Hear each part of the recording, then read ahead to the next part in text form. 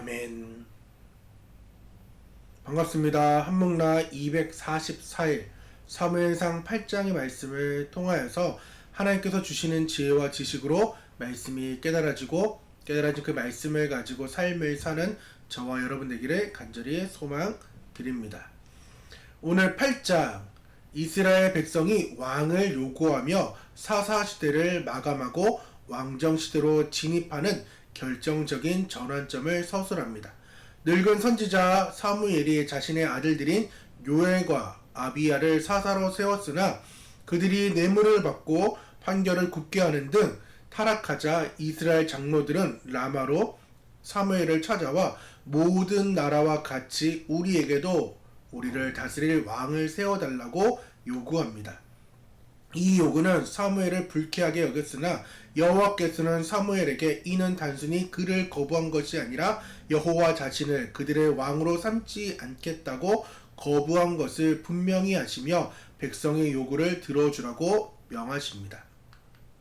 다만 하나님은 사무엘에게 왕이 다스릴 권리, 즉 왕정의 폐해에 대해 엄중히 경고하여 백성에게 미리 알리도록 하십니다. 사무엘의 경고에도 백성들은 아닙니다.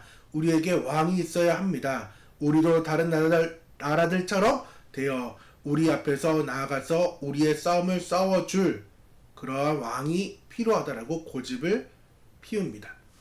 결국 사무엘이 이 백성들의 고집스러운 요구를 다시 여호와께 아뢰자 여호와께서는 그들의 말을 들어 그들을 위하여 왕을 세우라고 허락하시며 이스라엘의 역사상 첫 번째 왕이 곧 세워질 것을 예고합니다.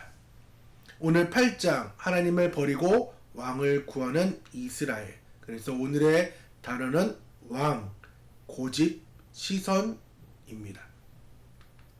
지금은 이제 처가 식구들과 함께 보내고 있는데 작년? 이렇게 재작년만 하더라도 과일, 그리고 뭐 고기, 반찬 이런 것들을 정말 많이 가지고 왔어요.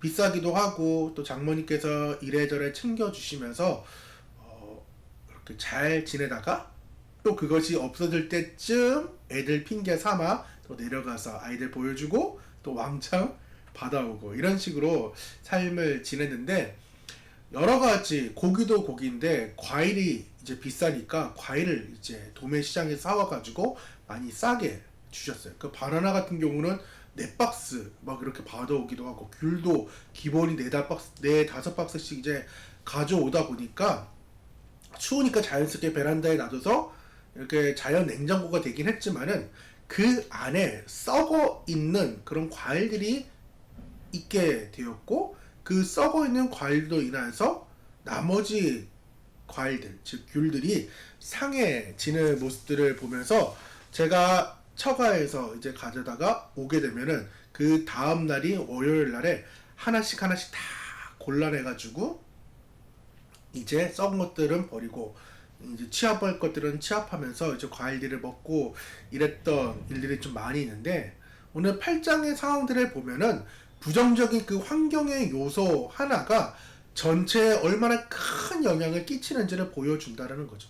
지금 썩은 귤 하나가 빨리 분리가 되면은 크게 퍼지지가 않는데 주변에 좋은 것들이 이제 살아나고 맛있게 먹을 수가 있는데 집단의 그러한 질들을 저하시키는 것처럼 우리 삶의 그 부정적인 관계나 환경, 감사하지 못하는 그런 사람들을 만날 때에 우리의 정신과 영혼이 점점점 건강을 잃어가게 되는 것을 보게 됩니다. 추수감사절 얼마 지나지 않았는데 여러분에게는 아직도 감사가 늘 입에 붙어 있는지 모르겠습니다. 오늘 8장 이스라엘 백성들이 장로들을 앞세워 가지고 사무엘을 찾아와서 왕을 요구하는 장면이 나옵니다. 이스라엘 백성들에게 왕을 요구한다? 하나님이 계신데 왕을 요구한다? 그러니까 사무엘도 싫어하고 하나님도 싫어하는 그러한 상황이지만은 그들은 계속해서 고집을 피우면서 왕을 요구하자 하나님은 끝내 왕을 세우라고 말씀하십니다. 그들의 명분은 크게 두 가지였어요. 주변의 환경들, 고대 근동만 보더라도 다른 나라에 다 왕이 있다. 그러니까 우리에게 왕을 세워달라. 사무엘 당신은 잘하고 있지만은 아들들이 지금 당신과 같지 않아서 판결을 굽게 하니까 우리에게 왕이 필요하다라는 명분을 내세워서 지금 왕을 요구하고 있는 것입니다. 말씀드렸다시피 이스라엘에 왕이 없는 것이 아니었어요. 하나님께서 친히 이스라엘에게 왕이 되어주시고 아버지가 되어주셨던 나라가 바로 이스라엘 나라였습니다. 신명기 말씀만 보더라도 그 말씀들이 쭉 나와 있어요. 여호와께서 너희를 기뻐하시고 너희를 택하심은 너희가 다른 민족보다 수요가 많기 때문이 아니라 너희는 오히려 모든 민족 중에 가장 적으니라. 여호와께서 다만 너희를 사랑하심으로 말미암아 또는 너희의 조상들에게 하신 맹세를 지키려 하심으로 말미암아 자기의 권능의 손으로 너희를 인도하여 내시되 너희를 그 종 되었던 집에서 애굽 왕 바로의 손에서 속량하셨나니 그런즉 너는 알라 오직 내 하나님 여호와는 하나님이시오 신실한 하나님이시라. 그를 사랑하고 그 계명을 지키는 자에게는 천대까지 그의 언약을 이행하며 인애를 베푸시되 그를 미워하는 자에게는 당장 보응하여 멸하시나니 여호와는 자기를 미워하는 자에게 지체하지 아니하시고 당장에 그에게 보응하시느니라. 그런즉 너는 오늘 내가 내게 명령하는 명령과 규례와 법들을 지켜 행할지니라. 우리 신명기 법을 우리가 보았잖아요. 그렇듯이 하나님께서는 자기가 왕이다, 내가 왕이다, 나의 법을 지켜 행하라고 말씀을 하고 있다라는 것입니다. 그런데 그들은 하나님이 왕 되는 거 이제 우리는 필요 없습니다 라고 이야기하는 거예요. 백성의 요구 상당히 불쾌했습니다. 사무엘도 불쾌함을 가졌습니다. 하지만 하나님께서는 사무엘을 오히려 위로하십니다. 그러면서 하나님의 그 자존심의 스크래치가 나는 이야기를 하나님 스스로가 하십니다. 여호와께서 사무엘에게 이르시되 백성이 내게 한 말을 다 들으라. 이는 그들이 너를 버림이 아니요 나를 버려 자기들의 왕이 되지 못하게 함이니라 라고 하면서 하나님이 상당히 기분이 언짢은 것을 지금 사무엘에게 보여줌에도 불구하고 백성들은 주변의 모든 나라들이 왕이 있으니까 우리에게도 왕이 있어야 된다라는 얘기를 한다는 것이죠. 그들은 이스라엘 백성들은 하나님이 주신 특별한 그 정체성인 제사장 나라, 하나님의 백성 그리고 하나님의 자녀의 삶을 버리고 세상의 기준에 맞춰 살겠다라고 말하며 그것을 동경하고 갈망합니다. 이스라엘은 중앙집권 체제가 아니었습니다. 지방자치제였어요. 이스라엘 백성들은 레위인들을 필두로 각자의 율법에 주신 그 율법을 지키며 말씀대로 살아가며 믿음을 지켰던 사회가 바로 이스라엘 사회였습니다. 하지만 주변의 나라들은 왕 중심으로 정치적, 군사적, 경제적, 사회적 이러한 차원으로 똘똘 뭉치는 그런 중앙 집권제로 모든 것들을 힘을 실어서 이제 분산을 시켜버린 거죠. 고대 우리나라 고구려 백제 신라만 하더라도 지방자치제에서 중앙 집권제로 바뀌었을 때에 강력한 왕권을 기반으로 나라들이 발전한 것을 볼 수 있어요. 우리가 고대 이제 사회를 삼국시대라고 얘기를 하잖아요. 사국시대라고 부르질 않아요. 가야라는 나라가 있었는데 500년이나 있었어요. 그러니까 조선과 거의 별반 없이 500년 동안 가야라는 나라가 있었는데 우리는 왜 삼국시대라고 말하냐면은 가야라는 것은 지방 연합체였어요.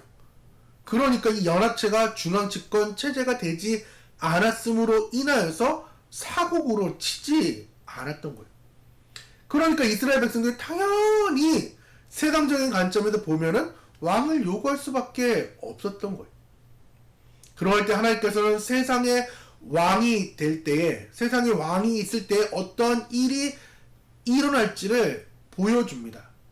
인력, 자녀들을 어떻게 할 것이냐, 아들들을 병거병 마병으로 징집하거나 밭을 갈고 무기를 만드는 종으로 삼을 거다. 딸들은 향품을 만드는 자나 요리하는 자, 떡 굽는 장으로 삼을 거라고 말해줍니다. 또한 재산 토지는 가장 좋은 밭, 포도원, 올리브 밭을 빼앗아 신하에게 주겠대요. 자신들의 아들들에게 주는 것도 아니고 자신의 신하에게 주겠다. 소득, 세금은 곡식과 포도원 소산의 10분의 1을 거두어 양떼의 10분의 1도 거두어 가겠다라는 얘기도 하게 되고, 그래서 총괄적으로 이야기하는 것이 백성들을 종으로 삼아 지배하는 왕이 세상의 왕이다 라는 것을 말했으면은 그 경고를 들을만 하잖아요. 하나님이 왕일 때는 자유와 평화가 있지만은 인간을 왕으로 세울 때는 속박과 억압이 기다리고 있다라고 말씀했어요. 경고했어요. 근데 이스라엘 백성들은 이야기합니다. 아닙니다. 우리도 왕이 있어야 합니다. 사무엘의 말을 거절합니다. 즉 하나님의 말씀을 거절합니다. 왜? 그들의 욕망과 그들의 고집이 하나님의 경고보다 훨씬 컸기 때문입니다. 우리 사랑하는 성도 여러분, 그리고 한목나 가족 여러분, 오늘 사무엘상 8장이 이야기하는 것은 우리에게도 동일하게 적용할 수 있잖아요. 삶을 우리가 읽어낼 수 있잖아요. 우리는 종종 눈에 보이는 왕을 더 기뻐합니다. 눈에 보이지 않는 왕인 하나님을 거부하며 살아갈 때가 너무나도 많이 있습니다. 전쟁에 나가는데 앞에 사진처럼 왕이 능능하게 앞에서 나를 따르라 이러면서 지금 지휘하는 모습과 그러지 않는 모습들을 볼 때 백성들의 그 사기가 어떠했을까요? 괜히 언약궤를 들고 간 것이 아니에요.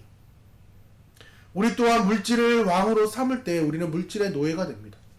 우리가 명예와 권력을 왕으로 삼을 때에 우리는 그 명예를 잃을까봐 두려워하며 권력을 잃을까봐 두려워하여 명예와 권력을 그들의 종이 됩니다. 또한 자기의 의와 계획을 왕으로 삼을 때 하나님의 그 인도하심을 고통으로 여기며 살아갈 때가 많이 있다는 것입니다. 우리가 세운 세상의 왕은 결국 우리에게서 평화를 그리고 자유를 빼앗아 갑니다. 우리의 영혼을 공고하게 하며 하나님과의 관계를 멀어지게 합니다. 하나님께서는 우리의 고집에도 불구하고 그들에게 왕을 요구한 것처럼, 그러나 그들에게 고난의 시작이 있었다라는 것입니다. 그렇기에 우리는 결단해야 됩니다. 우리의 삶의 그 왕자에 누가 계시느냐, 누가 앉을 것이냐, 나의 귀한 가장 그 소중한 자리, 앞서 찬양했던 이 찬양처럼 세상의 헛된 것들이 우리의 왕이 될 것이냐, 아니면 우리를 자유케 하시는 그 하나님이, 여호와가 우리의 삶의 중심에 앉아 계실지, 성령님이 나를 운행하실지를 우리가 결단하기를 원합니다. 그래서 하나님의 참된 통치를 느끼면서 참된 평화와 구원을 누리길 원합니다. 오늘의 3일기는 나의 왕은 누구입니까? 나는 무엇을 놓고 고집하고 있습니까? 그것을 내려놓기 위해 우리는 미스바 7장의 에벤에셀의 미스바로 돌아가기를 원합니다. 함께 기도하도록 하겠습니다. 하나님, 우리의 참된 왕이 되어주심을 감사드립니다. 오늘 사무엘상 8장을 통하여서 이스라엘 백성처럼 눈앞에 두려움과 세상의 동경 때문에 주님을 버리고 인간적인 왕을 세우려고 했던 모든 어리석음을 고백합니다. 우리의 삶에서 주님보다 더 의지하고 섬겼던 모든 것들, 물질, 권력, 인정받고 싶어 했던 것들, 자기의 의를 주님 용서하여 주옵소서. 세상과 타협하지 않고 주님의 통치 아래에서 의롭게 살아가게 하여 주옵소서. 우리의 싸움을 주님께서 친히 싸워 주시며 주님만이 우리의 왕이 되어 주옵소서. 예수님의 이름으로 기도드립니다. 아멘. 함께 기도하며 나아가도록 하겠습니다.